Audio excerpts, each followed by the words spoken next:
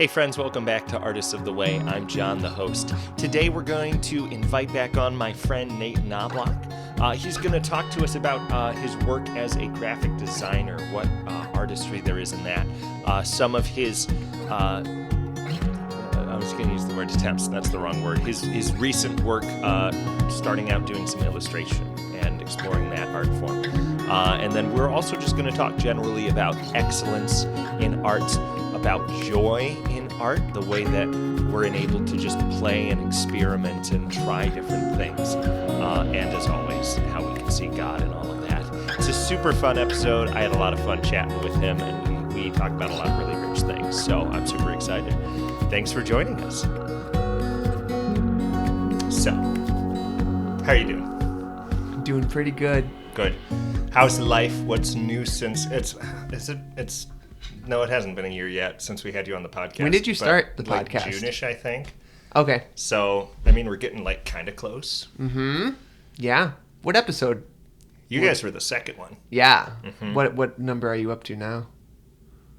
This one will be 22. So it's been 20 episodes since you were on. Sweet. That's fun. That's like my favorite number. 22? Yeah. We got you on your favorite number. It was my basketball jersey number for a while. Okay. And for the hackers out there, it may be in some of my passwords. Now we know. And knowing's half the hacking. So it is. Evil is the other half. Oh, knowing and then evil. But yeah, I mean, I don't know. How's life? Are you doing anything new since we talked on the podcast last? Yeah, so I think last time we talked in retrospect, I was with my wife Ellie on the show, and we talked about the play that we had done, the 2-person play. Mm-hmm. And now we're in rehearsal for the sequel to that play. Fun. And so that's fun. And this time it's a 4-person play. Mm-hmm. We're a married couple now. We got married at the end of the last show, and now we're married, and our mothers are in it now. And that's fun. Is it weird inviting 2 other people into your vibe? You know, they're really nice other people, so we were excited to have them in. So it seems like a nice evolution. That's cool. Yeah. Nice. That's fun. Yeah. So doing that. I may have had a son since I was on last, so that was significant. You're not sure, though? You don't know if you have a son? He pops in and out. I don't know if he's just renting or if he belongs to me or not. He lives here in the summer, and then he flies to the south for winter. Yeah, something like that. He's small enough to hitch a ride on birds. That's storks, man. That's right. That's how he came. That's how he comes and goes. But yeah, mid-June we had Baron, my son, and so that's been, just a little thing added. Yeah, just a small thing. A little thing. Not huge. Yeah, that's been fun though, and a cool. That's awesome experience. Cool. So I wanted to have you on because of the art. That's dumb. I want everybody on because of art. But we didn't really talk specifically about what you do for art when we had you on last. We kind of were talking broadly about art and concepts. Faith. Yeah, we were concepting. This is our concepting sound effects. I've made a concept. We could make a concept album called Concepting, where it's just. Anyways. We have the mics. We do it. We have the technology. But so for your work, you do graphic design. Yep. And we've never actually talked about this. What was it? Why do you do that? What got you into graphic design? Do that. Why would you? Why would you even do that? That's what I asked the comments. Yeah. That's a nice question. So, since I was a little kid, I was always like the liking to make stuff kid. My mom would buy me reams of paper just because I could then make stuff out of paper. And I just felt like I can make pretty much anything out of paper. I didn't do origami. I wasn't like fancy, but if I had tape and paper, like if you just make strips of paper and tape it together, this is rope now. And so I made like stuffed animals out of paper, stuffed with paper, and just like kind of staple the edges and then stuff it with paper and staple it down and give it as gifts to my family. That's awesome. So yeah, so I was always interested in like drawing and crafts and things like that. You know, Microsoft Paint, felt like I was pretty good at that. You know, at the time, it's like, this is very impressive, is it not? I put my brother's face on Batman's body in paint. Boom. That's awesome. And so I heard about the field of graphic design. I'm like, this could be a way that I could do art stuff and make money. Yeah. Because usually those things don't go together well. They don't. No. So I was homeschooled, and so I feel like that was very helpful in my parents like encouraging me in what I was naturally interested in with the arts stuff. And so in my senior year, I signed up to go to Kent Skills Trade Center because they had a graphic design class there. Oh, nice. And so this was like my first time like getting on a school bus and like, you know, going away in the morning. And you're like, am I going to get shoved into a locker? I was kind of hoping I would be. Rite of passage. I wanted to know if I could handle a fight. And I'm like, okay, going into a school, this is where fights happen. There's going to be a whole crowd of kids surrounding me, telling me to fight. And I'll only do it to protect that other kid or if they swung first. But it never happened, so Bummer. It was kind of a waste of time. Why did you even go? What good did it do? My nose is still like this. I was hoping they could punch it in a little more. Rapid plastic surgery. But that was a good experience, though. Even though it was in public school? I know. Shocker. I know. There were other kids there, more than my siblings. Oh, no. They were around my age. The horror. No, I'd played like homeschool basketball up until now, so I'd seen kids before. Don't worry. You're like, who are these tiny people? They're my size. Exactly. But I took the first half of the year was a Photoshop class, and I'd like never done Photoshop before, so I was learning the things there. And then the second half was an Illustrator class, and so that's like another program. I was like, why does this program does not work well at all? It's a different program doing different things. Right. So I like learned that. I was like, okay. But I found that I enjoyed it and was good at it. Yeah. And so it was in my senior year then, and so trying to figure out college, and I'd be the first one in my family to go to college, and my parents felt like, you are an unhealthy child. You need to stay on our insurance, so you should go to college. That was the main reason. That's hilarious. And so I was looking around at the Christian colleges in the area because, you know, go to a Christian college.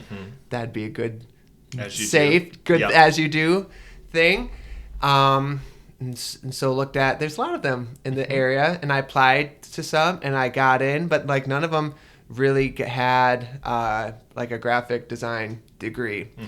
And so it's like, okay, well maybe I could do something adjacent that I'm interested in, like children's literature, because I'd always liked the idea of like writing and illustrating like children's books kind of thing. But the college is expensive. Yeah. Even the Christians want money. Manna's out there. Yeah. We know it can happen, but yet they want money. They They scratch out any of the Greed Bible verses. So, but my it was interesting because my mom had felt that that God had indicated to her that I was going to be able to get through college without debt, but it seemed like that wasn't probably going to happen. We're probably going to have to take out loans to go to one of these Christian colleges. And so I was in the process of deciding where to go. And then one day at my at the Kent Skills Center, a guy came in from Baker College in Muskegon to tell about Baker, and I'd never heard of Baker before. And he was telling us that they have a graphic design major, and so we look into that and like apply, and they didn't even need like any grades to apply. I got accepted immediately. We don't care if you're dumb as a rock, as long as you can drag a mouse in a straight line, we want you. Yep, and so we start getting into this process of checking them out, and turns out it's not going to be very expensive, and because I had a pretty good ACT score, not like amazing, I got like a half off scholarship. Nice. And on this already kind of cheaper school. And then my dad's work was going to be able to pay for a bit of the rest of it, so there really wasn't going to be too much for us to pay for. And they had a graphic design major, and so I went there then, and so went there, and that was an interesting experience, like from being homeschooled, and it's like, I don't know how I stack up. How did my education do? Did my parents do well? Or, did they do well? Or was I just locked in a basement forever? I didn't realize it. No, my parents are great. They're awesome. But yeah, it was fine. I did fine. And so I did graphic design there, and I learned and got better. And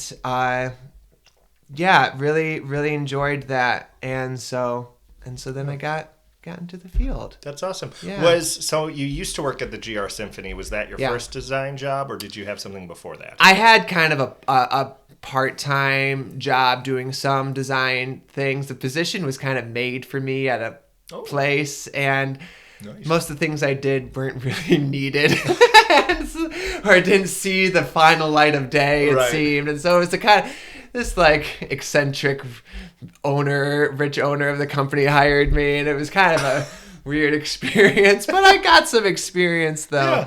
And so that was good. Nice. But so I got that, and then after I graduated, I started working at a summer camp, and then I looked for some jobs, but I ended up going back to my old retail job, and in those months it's like maybe I'll never design because I'm just not getting hired. Yeah. You'll just be a Walmart clerk forever. Yeah. No, at Gordon Food Service. A little higher class than that.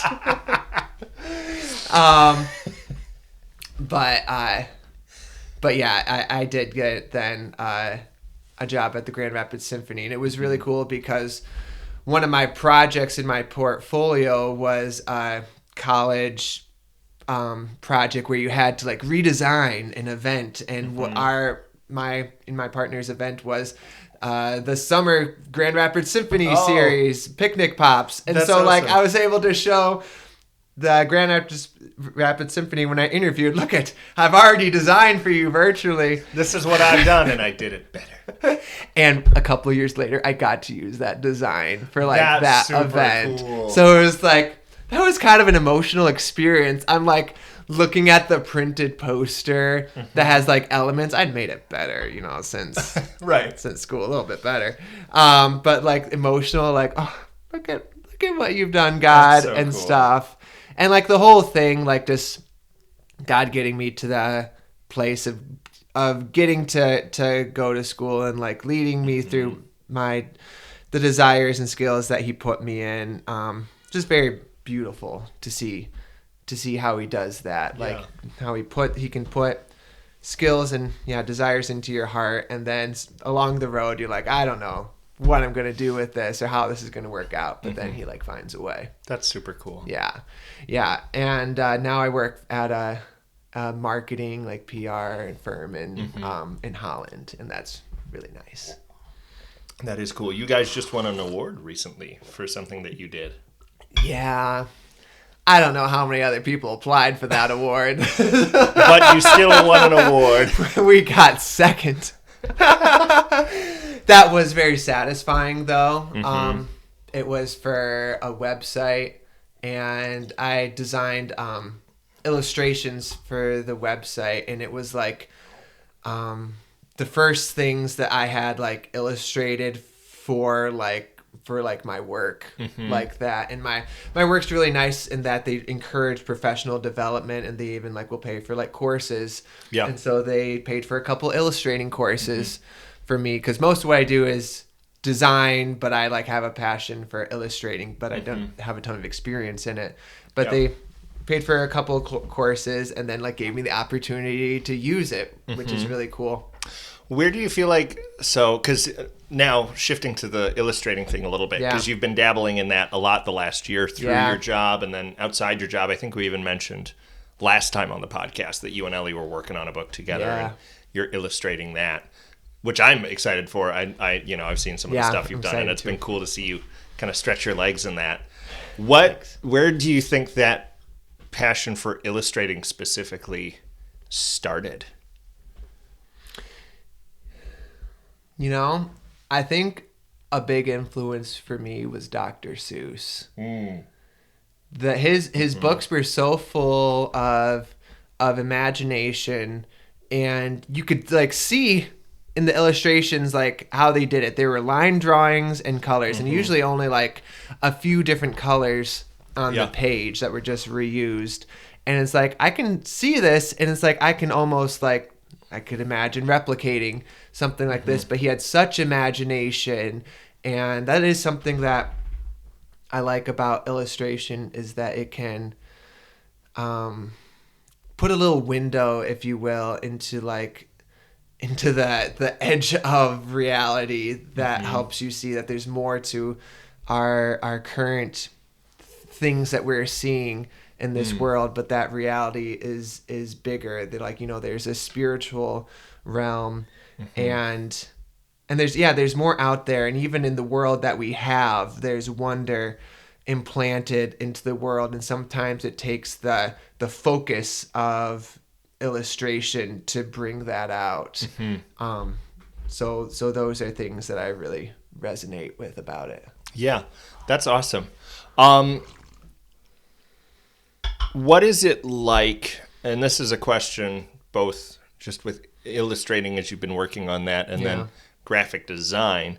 A lot of the work that you do doesn't necessarily start with you. It like comes to you at a certain point, right, and then you pick it up and you create it. Right. We've done that before on projects. Yeah. What's it like as a creative being handed something where it's either somebody else's creation or something somebody else just needs, and then but they need something else from you? Is it cool to have a jumping off point? Is it restricting? What is that experience like? I'd say it's largely freeing. Of course, it can depend on say, if you're given a project, like at work, we have writers who develop what this postcard has to be, and they write up all the words for it, and then we just have to bring it into being, Right. But if there's like a ton of words that have to go in a little space, that's like, how am I going to do this? And that can be a little frustrating. We have a little novel here that we need on this postcard, right, because it's very emotionally moving, so design it well. Yeah, exactly. But there's still a challenge to that, so that's still engaging. But it's nice to have that jumping off point, where someone has come up with a need, and then this has to get done, and now I just have to think about how can this be done. And it's actually a really cool experience to kind of not have an idea of what to do, and it's like, I don't know how I'm gonna do this. I just don't know how this should be. And then I found, like, almost without fail, that if I stop and pray to God to help him, to have him help me give me an idea, that I'll pretty much always get an idea. That's super cool. And it's like the solution comes to being. And it's been a really cool, like, personal, like, like, interaction with God. And I know that there's other things that, like, God, that, like, impacts where we get inspiration to, like, what we're looking at, what we're taking in. And so in that way, it's really important that, like, we're taking in the kinds of things that we want to put out, like, you know, good in, good out, nasty and nasty out.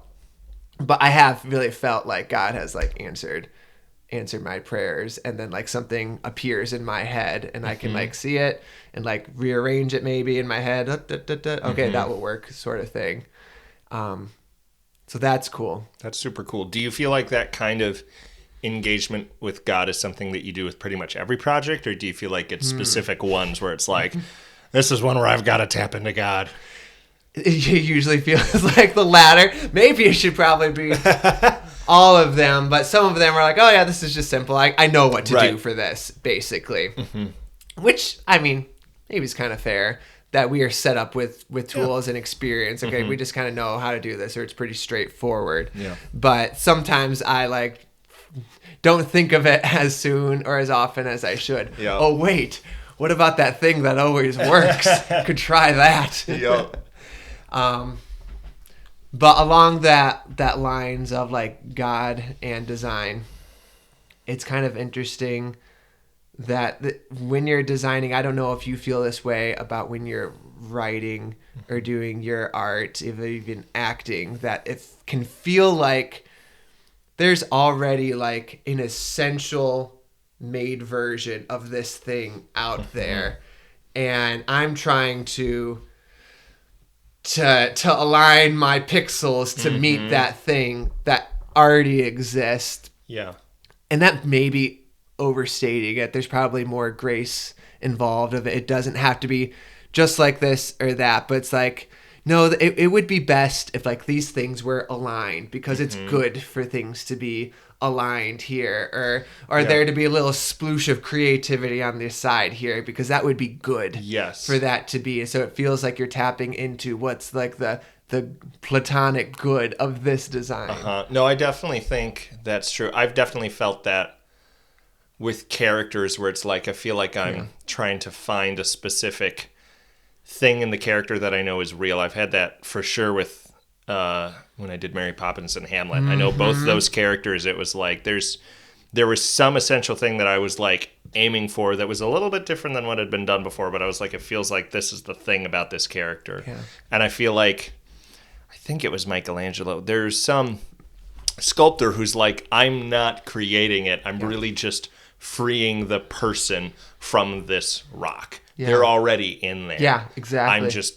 I'm just chipping away the excess and getting them out. So I feel like that is a common, I think even among non-Christian artists, a common experience of, there's already a thing the art's supposed to be that I'm striving towards. And, you know, there's a perfect version of it out there somewhere that we probably will never meet because we're imperfect. And there's a certain beauty, I think, to the imperfectness of art. But I definitely think that that's true, which is interesting then to think about for artists who are not Christian, and even more interesting for artists who are, like, 0% spiritual, who might be completely atheistic and naturalistic, of, like, but emotionally you've got something that you're picturing and striving towards that already seems to be out there outside of yourself that you're trying to get to. So that is an interesting proof, I guess, just about the creative nature of God in that. And interesting that with your example of, like, your role of Mr. Banks in Mary Poppins, thousands of people have played Mr. Banks before, and I kind of doubt that God is saying that there's this one way to play Mr. Banks. This is it, John. and all those other people should have done it this way too. And so that's interesting. And yet, in the moment, from your perspective, it feels like this is the way it needs to be done. Right, absolutely. Well, and I feel like that's one of the reasons I struggle with reapproaching a show, because a lot of times, at least when I've played a character, I feel like they can't be any other person. Going back to Hamlet, which I'm going to be very brief on because I've talked way too much about Hamlet on the podcast. But you were in Hamlet? I was. But after I got done, and even still now, I'm like, I don't think I can watch another version of Hamlet just because I can.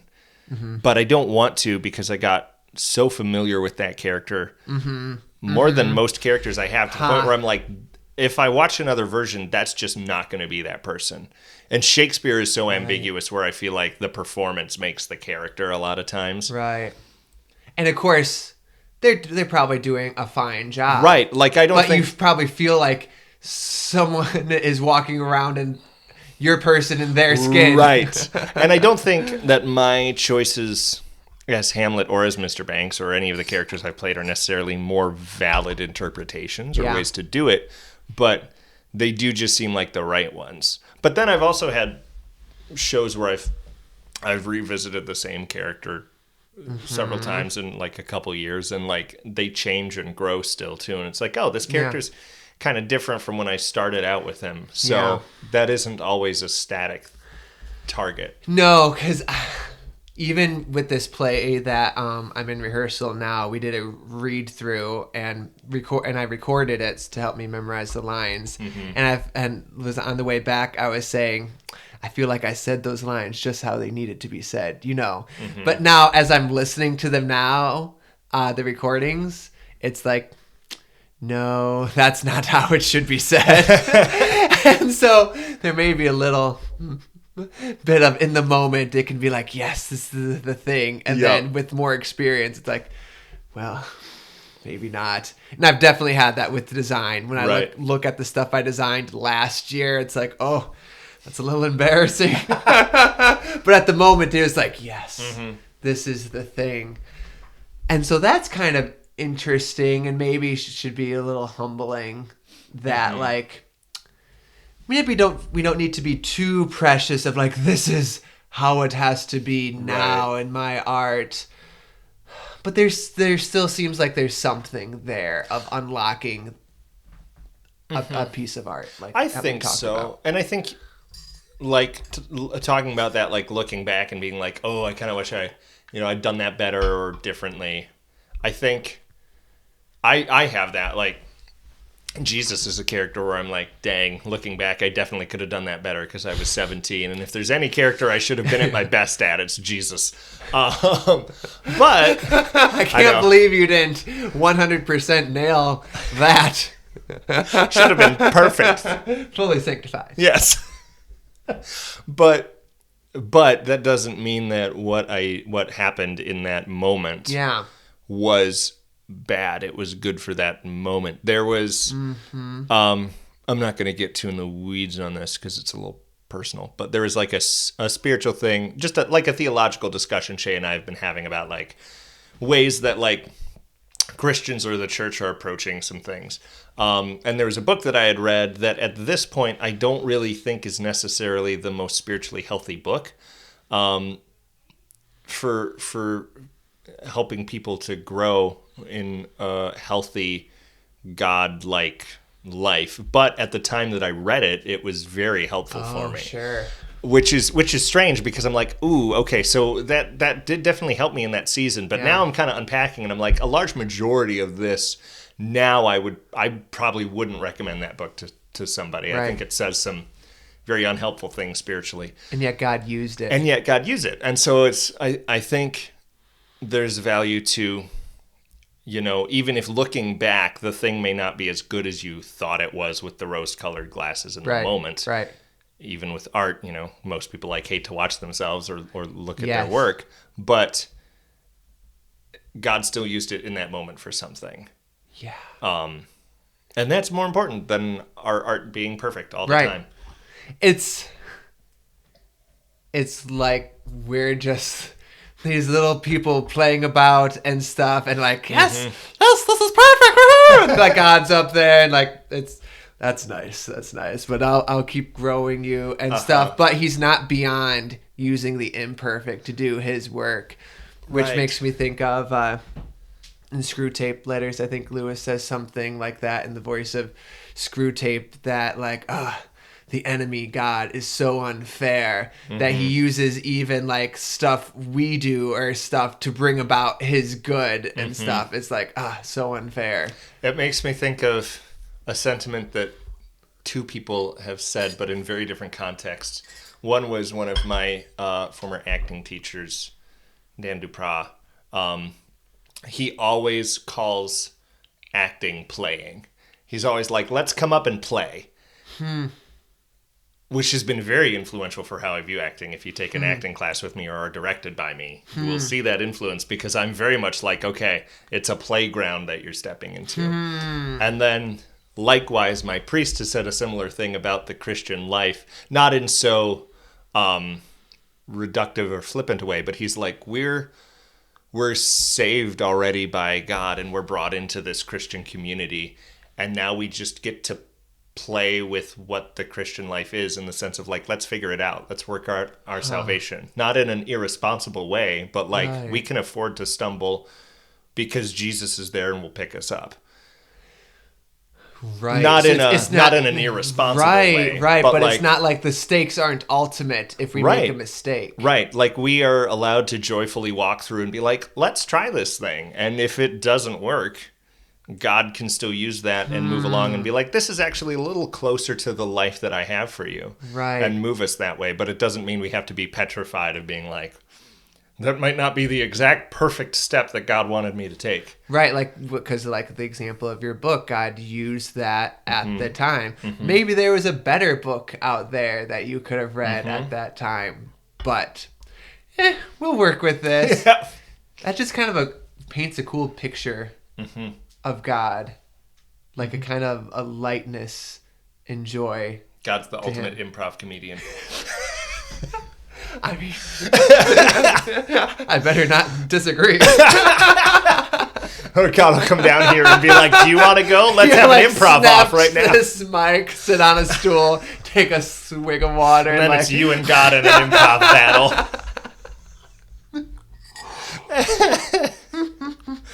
I bet God is awesome at improv comedy. That's hilarious. Yeah. So with graphic design, I feel like you hear those words and people are like, yes, the Facebook logo, or something like that. Which is, you obviously did that. You made that. Few people know that, but you did that. It was a pre-built font. I just put glue around it. But those are like the kind of projects I think people tend to think about, I've definitely seen you create things with beautiful artistry. We've collaborated together. I love your work. But when you're doing graphic design, are there projects where you like make it and you're like, dang, this is like a special project to me, even though it's kind of somebody else's? Oh, for sure.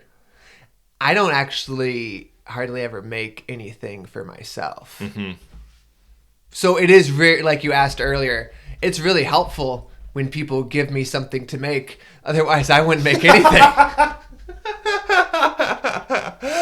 I could be doing something else. But it's just nice sitting there twiddling your thumbs until I texted him like, hey, Nate, I need another resized logo. I have purpose.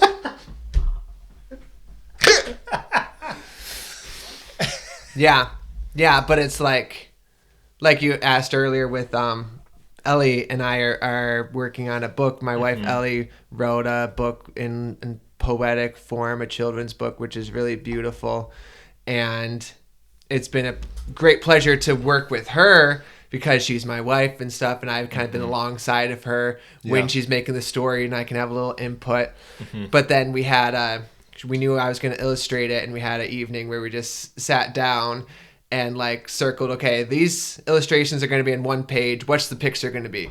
And just then like, boom, image in my mind. This is what it's going to be and stuff like that, which is really, which was really special because I think that's one of the more closer things I've gotten to. This is something that I've created. It's inspired by the words that my wife wrote, so it's still not out of nothing. Right. But that's special though, to have that interaction with someone that you did something and I did something. Now we're like playing together, and like even if I can like, without her even giving input, like me make a sketch, and it's like, that is how I imagined it, sort of thing. That interaction is very satisfying. That's really cool. Yeah.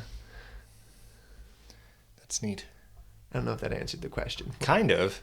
What was the question? The question was if there were like, well, I mean, it did. If there was things that were like projects that were special to you, or something where you like made something and you were like, oh, this is moving to me or important to me. Yeah. Because like I think about like, when I was running Unmuted, like I loved the logos that you made, and I think there was just some really beautiful artistry to those, but they're just so temporary. That is an interesting thing, the temporalness, because I agree when we were working on those logos for those shows you were doing, it's a great challenge to take a show you were doing pieces of scripture done in dramatic fashion, but they're quoted scripture, and the names of the show were like Elijah or Psalms and stuff. And so part of like graphics is there's all this content, and you need to tell people what it is in a moment with a visual so that they're interested in it, and so that it hopefully reflects the thing that they're going to experience. That like yes, you can judge the book by the cover. Yes. Hopefully. Sometimes with Nate, you can judge the book by its cover. Sometimes I feel like I've made the cover more interesting than the book. Some of my projects are inherently not that interesting. So is there deception there? Maybe. But, who knows? Like this cover. For the audio listeners, I gestured to the beautiful sign that Nate made. That Nate made, and then I made a self-deprecating joke. No, but this is an example, though, of I had the honor of getting to work with John on making his logo for Artists of the Way, and it was a great example of this. We have a whole concept of a podcast and the interaction between Christianity and art, and how do we put that in just a little crumb cake that we can eat visually. And I gave you like 4 different keywords and images that were all mismatched. We went through different things before we arrived here, and it's a little Easter egg. These are actually John and my hands here. Yeah, they are. That's so cool. But yeah, I would say that it is special to be able to work on projects that have some meaning to them, and to be able to express the thing. But even on projects that inherently don't matter that much, if it's like artistically satisfying to me, or I got to use new techniques, I get really excited about it. Right, like you just illustrated a new thing for the Holland Spring Fling, is that what it's called? Yeah, downtown Holland is having like this like sales thing, and they're doing fun things and stuff sort of in downtown. And I got to illustrate, which I haven't done a lot of, but I'm like learning more about it and getting to do it, and just it's a very like step-by-step process. And is this gonna work? Is it gonna work? Often I feel like my designs are like in the middle of it. It's like they're on the edge of the knife. It could go either way. This could be terrible, or maybe it will work. Yeah. And like that one, it like worked. And so that's just the most satisfying thing to me, really. That's cool. Do you feel like, because obviously if you're working at a marketing firm, you're not necessarily doing 100% super rich, artistic, Christian things all the time. But do you feel like, even as you're doing I don't know, simple is the wrong word, but less Yeah. profound things. For sure. Do you feel like God is still present, working in you in those things, or working in those things, or are they just kind of we're just going through and doing it, or are there times where God sneaks up on you and surprises you and is like, hey, I'm doing something in this random promotional thing. I don't notice a lot of that in those words, and maybe I need to keep my eye out more, but I will say that I have care about pretty much all my projects, and kind of back to like we were talking to, like I want to do a good job, and there's like a good way to do this, and I can sometimes get too deeply into that. It's like, maybe the good thing is to finish the project now and stop wasting time and money. That's part of the good. Yeah. But no, there's a pixel off and it matters. Maybe it doesn't really matter. But no, I have this discussion sometimes with one of my designer coworkers that he's... I sometimes don't understand completely what he thinks, because he can be more along the side of like, no, sometimes we just gotta get stuff done, and we want it to be good, but these aren't art pieces, and that's okay. There's a difference. He says there's a difference between design and art, and to me those lines are more blurred, because I want the little Facebook post that I make to be done with excellence and to matter. And it's like, yeah, if I think about it for a second, it's like, this is a few people will see this, and then it will be gone into the social internet media ether. algorithm. Yeah. So like, what does it really matter? Or like, I would design like for the symphony like program book covers, and then they would just get hundreds of them thrown away, And so what does it matter? But I don't know. I feel like it matters. Yeah.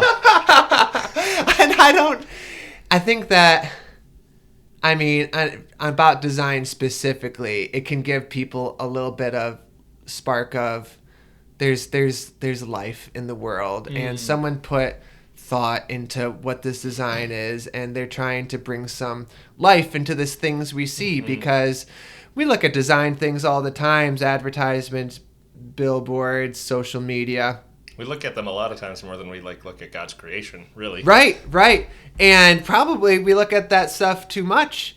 But, if it's your job to make it, you want it to be life-giving. And so that feels like something I want to do. But even just I think it applies to anyone doing any job, that you just want to give your best, and we don't always perfectly do that. But if you're doing your best, I think it's easy to feel like there's meaning in that, because really then that's an interaction with God, and that's the ultimate meeting. If you're having an interaction with God and you're doing right by what He wants you to do and working heartily with all your strength. Yeah, totally. Yeah, and I think you mentioned excellence, and I do really think those small things matter. So even if you're doing something in an artistic or not, just something anywhere that's a small thing, that matters for the whole picture of excellence, which I think something that's excellent, I do think reflects God, just in the sense of if you slot in and it's easy, and it's like I tell my wife, we have different classifications for comfort movies. It needs to be cozy. For me, I need to know that I'm in the hands of a deftly skilled director. And when I know that, I am comforted. I can relax. I don't care if this is an R-rated traumatizing drama. Yeah. But as long as I've seen in the first 10 minutes. Good in the world, Mr. Frodo, and it's in this movie. And it's in this director's skill. But I do when I can tell, this is a well-directed film. Everything's giving it its all. I'm like, okay, I can just let go and relax and just do a trust fall into this whole experience that's being done with excellence. Right. And then get traumatized as I go. But it's okay, because it's a comfort. It's a comforting trauma. The best kind. The best kind of trauma. But I do feel like like it affects the experience if you walk into a show or walk in somewhere and you see a gross looking graphic. Like you can tell, like there's something to that. We can all agree on this, right? Right. We look at that little Facebook logo up at the top and we're like, bleh. It's an F in a blue square. It does the job. But yeah, sometimes you come across like open like a magazine and it's like, oh, this is not a nice experience. I want to put this down. I was looking through a magazine in Colorado the other day because it had an article on theater, and we were visiting a friend, and she had the magazine, and it had an article about theater, and I was like, oh my gosh, I like theater. And so I was like flipping through to be like, how did this like group of African American people change theater? I'm curious. And then it was like, but do you want a dress? Do you want some perfume? That, and like just overwhelming with information. And I was like, can I just read about this cool African American theater troupe? Nope, I have to buy dresses and perfume first. It's not worth it. It's not. You can have diversity as long as you buy all these other things. Why do they make diversity so hard?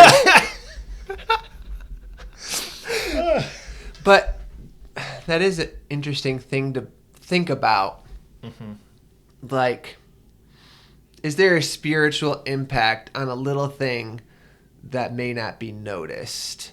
Like, if you're a janitor and there's this dirty corner of the gym behind the bleachers where people don't really go, but it needs to be cleaned, and I'm going to do a real good job cleaning that, and you do, and like nobody sees it.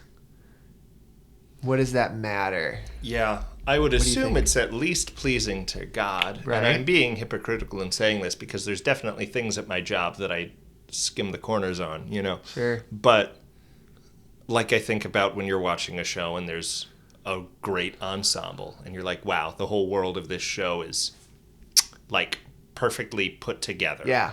Like I feel like that is true in our work. Even if there's nothing other than that, the person who's always watching you is God, not your mom in the audience. Okay, so, yeah. So there's a couple ways that you can go from there significantly with significance. That relationship with God is like an eternal thing, and it will play out then in eternity. So that's important. We want to make God happy. We want him to be happy with us. We want to be good friends with God. So that's important. And then I think it's probably also a training ground for us, right? That if you're going to have integrity and excellence in this little thing, I think Jesus actually said something he like who this, will be didn't he? faithful with little will be faithful. I thought that's where you were leading. It's like, look at Nate deftly leading us to the Bible. Oh, it snuck up on me. I'm in the hands of a deftly skilled director. No. Say it, though. Say it. I'm in the hands of a deftly skilled director. I meant the Bible Oh, verse. the Bible verse. He who's been faithful with little will be faithful with much. Yeah. Yeah, that does, and I think one of the things that I learned in school and from failing at this thing is, I think it's important for the people who are leading and are doing the big noticeable things to be willing to clean the corner that is gross that people don't want to, or to put away the chairs, or to pick up the poop off the ground if you work at Meltrotter, Right. you know. Yeah, I've definitely had the feeling of I'm too good to do this little thing. Me before. And what a dumb feeling that is. There was a point where I was like, I'm on the board. I don't do these things anymore. Right. And then God was like, you're what now? Excuse me? And God was like, you're right. This is for the little people, not you, John. No, I totally God backed me up. Yeah. No, he humbled me very quickly. Yeah, and it makes me think of one of the presidents of the symphony when I worked there. He was like a servant leader kind of guy, and he would give, like, during like all staff meetings, he would give his chair up for one of like just the regular employees, you know, and he'd stand or sit on the counter nearby, kind of thing. That was just like that's had an impact on me, and yeah, because that is a Jesus like thing, isn't it? Just little things done with excellence and care. And care. And love. And humility. Mm-hmm. Yeah. That's awesome. This has been lovely. The time just flew by. We're at 50 minutes. Man. A shocker. Wow. I know. That's fun. It was fun. We'll have you on again. I do want to know, do you have any resources that you would recommend if people are interested in exploring the world of illustration or design, if they want to try their hand at that artistically? Is there somewhere you would direct them? Yeah.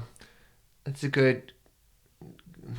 Is there like a deftly skilled teacher whom they could trust fall into and get a little bit of hardly trauma? even remember where I took my little courses. I will say something that I wanted to say is that with the illustration thing, it's fairly new to me, and it was something that I felt like I don't have experience doing this. But then I kind of, as I was taking a couple courses, and hearing from other places that, oh, these people who do these things professionally, they were at a place where they didn't have any experience doing it, but they just started doing it.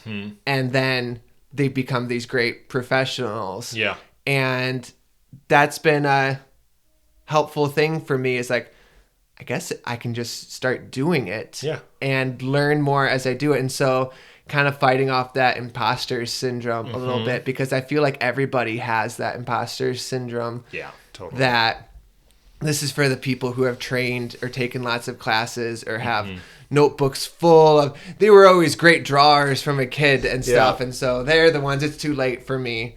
But you'd be surprised what you can do if you have like a natural affinity for something like illustration, that just start doing it. I took a couple cheap courses online that were good, gave me some good tools and inspiration and techniques. But then just keep going. And the great thing about illustration is that it's so personalized, stylized, that you can, I'm not like inherently a great illustrator, but you can make cool looking things in your style. Right. So I'd say look at things that you like and think about, how did they do that? Oh, there's some shading down below and some highlights up above. Oh, okay, that makes it look 3D. Oh, that's cool. And so just take a close look at the things you like, and you'd be surprised that maybe you can start doing it too the more you do it. Yeah. Yeah. Cool. That's awesome. Well, thanks for coming on, Nate. It was super fun to talk to you. Thanks for having me. It's been fun. It was awesome.